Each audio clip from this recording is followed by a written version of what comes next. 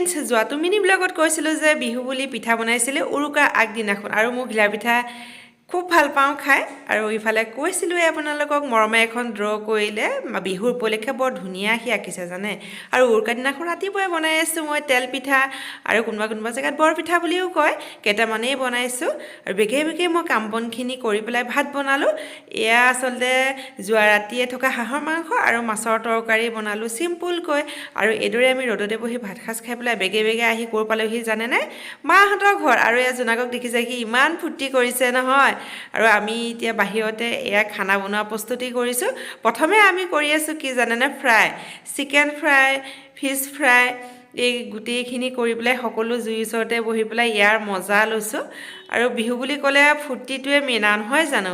খোৱা বোৱা ফূৰ্তি এইখিনিয়ে মেইন। আৰু সকলোৱে এইদৰে এনজয় কৰিলোঁ উৰুকা নিশাটো। ইয়াৰ লং ব্লগটো আহি আছে, আজিলৈ আহিছোঁ, বাই বাই।